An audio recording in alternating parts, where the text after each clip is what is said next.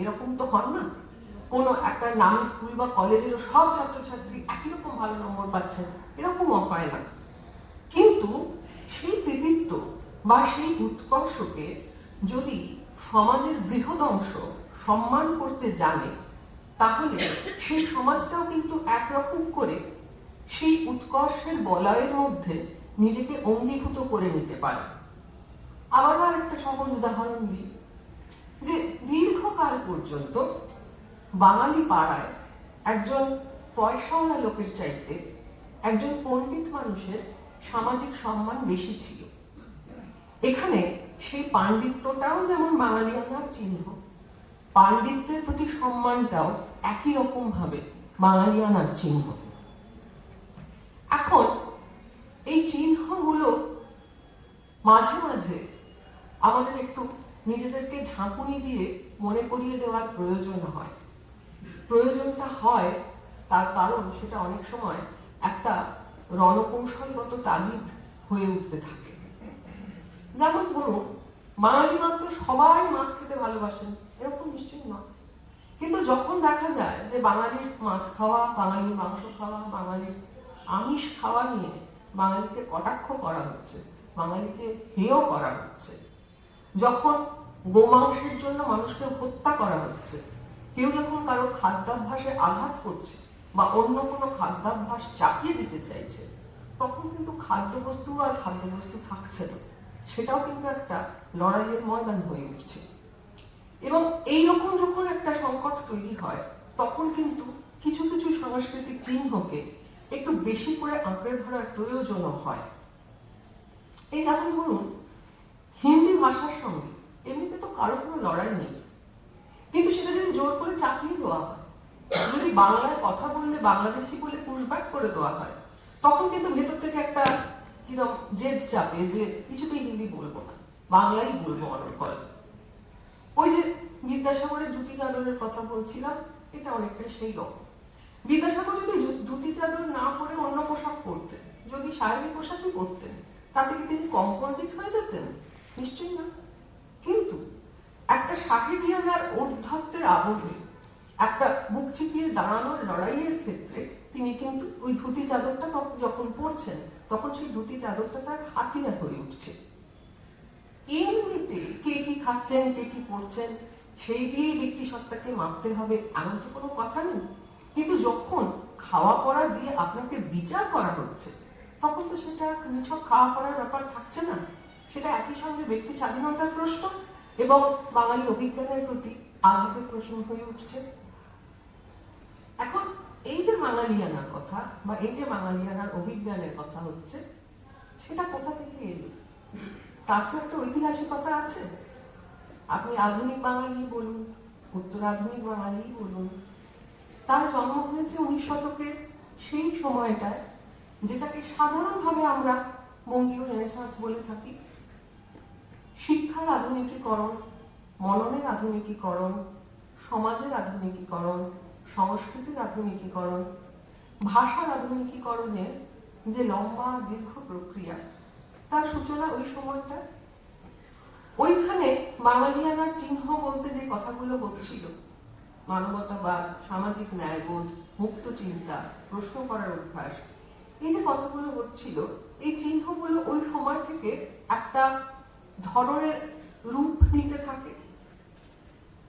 এখন বাঙালিয়ানা যে এই চিহ্নগুলো এইরকম ভাবে আত্মস্থ করবে, সেটা তো একটু আগে থেকে ওইভাবে পুরোটা ভেবে রাখতে পারেন না। যেমন মেকলে যখন 1835 সালে বলছেন যে তিনি ইংরেজি শিক্ষা প্রবর্তন করতে করবার সুপারিশ করছেন, এই কারণে যে তিনি মনে করছেন যে তাতে এমন একটা জাতি তৈরি করা যাবে যে যাদের গায়ে ভারতীয় রক্ত হলেও তারা আসলে মনে প্রাণে ইংরেজ হবে। তো মেঘলে বলছেন যে সংস্কৃত পড়িয়ে ফাঁসি পড়িয়ে আর কিছু হবে না, ইংরেজি পড়াতে হবে। কিন্তু মজার কথা এইটা, এটা যদি 1834-35 এই সময় একটা কথা আছে, মেঘলে যখন বলছেন ইংরেজি পড়তে হবে, বাঙালির একটা অংশ তো তার অনেক আগেই ভেবে নিয়েছে যে মানে মেঘলে ইংরেজি পড়ানোর বলবার আগেই তো বাঙালি ভেবে নিয়েছে যে আমি ইংরেজি পড়বো। 1817 সালে তো হিন্দু কলেজ তৈরি হয়ে গেছে। এবার সেই হিন্দু কলেজই হোক কিংবা মেকলে অনুপ্রাণিত অন্যান্য শিক্ষা প্রতিষ্ঠানই হোক, ইংরেজি শিক্ষা আইনের হাত ধরে যেসব প্রতিষ্ঠান গড়ে উঠেছে তার মধ্যে দিয়েই হোক, যে উদ্দেশ্য নিয়ে তারা ইংরেজি শিক্ষা প্রবর্তন করলেন, সেই উদ্দেশ্যটা কি ঠিক তারা যেরকম চাইতেন সেই রকম ফলই হল? তা তো হলো না।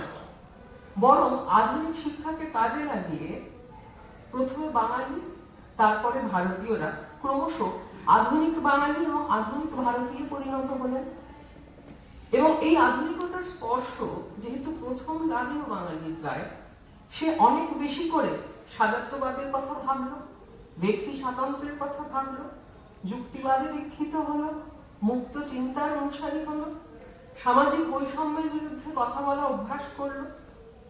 নিজের ভাষা, নিজের সংস্কৃতিকে সে মোটেই বর্জন করলো না, বরং তার পরিমার্জন এবং আধুনিকীকরণের দায়িত্ব নিল।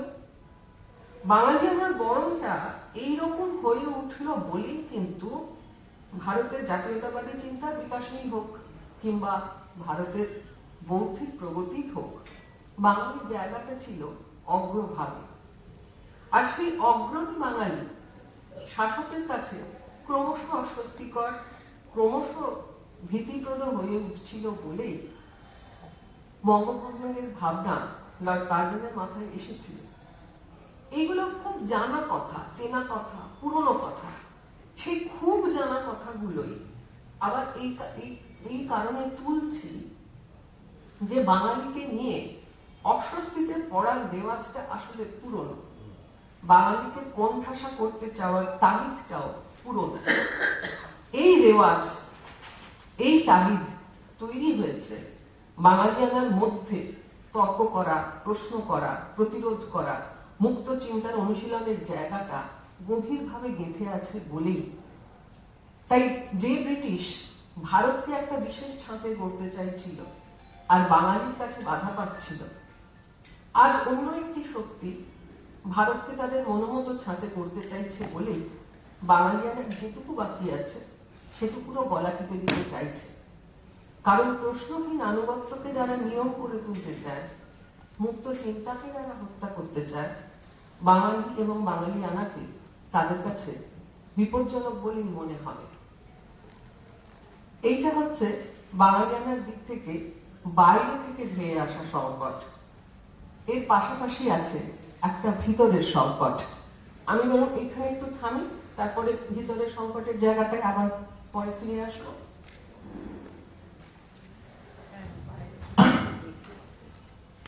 বিশ্বজিৎ এবং জাগরী যেটা বলেছেন তার সঙ্গে আমি আরেকটা জিনিস যোগ করতে চাইছি, যেটা ওদের কথার মধ্যে নিহিত ছিল,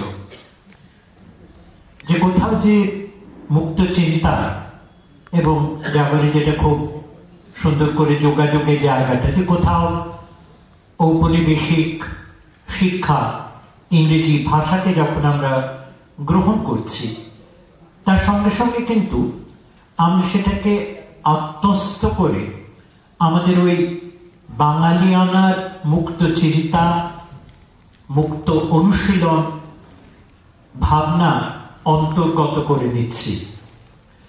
তার ফলে কলকাতা বিশ্ববিদ্যালয় যখন প্রতিষ্ঠা হচ্ছে, তার হয়তো ঔপনিবেশিক প্রশাসনিক উদ্দেশ্য ছিল যে একটা শিক্ষা ব্যবস্থার মধ্যে একটা চিন্তার পরিসরকে বেঁধে দেওয়া, যাতে এই নতুন রাষ্ট্র ব্যবস্থা, নতুন শাসন ব্যবস্থা তার পরতে পরতে অধিকারের যে ক্ষেত্রগুলো, সেগুলো যাতে আমাদের শিখিয়ে দেওয়া যায়, সেইটি হয়তো শিক্ষার পরিকল্পনার ব্যাপার ছিল।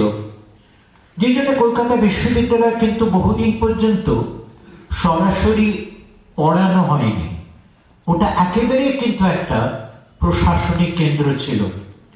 সেনেট হলকে ঘিরে আমরাও দেখেছি আমাদের ছাত্রাবস্থায় অনেকগুলো খুপড়ি খুপড়ি আপিস ঘর, নানা রকম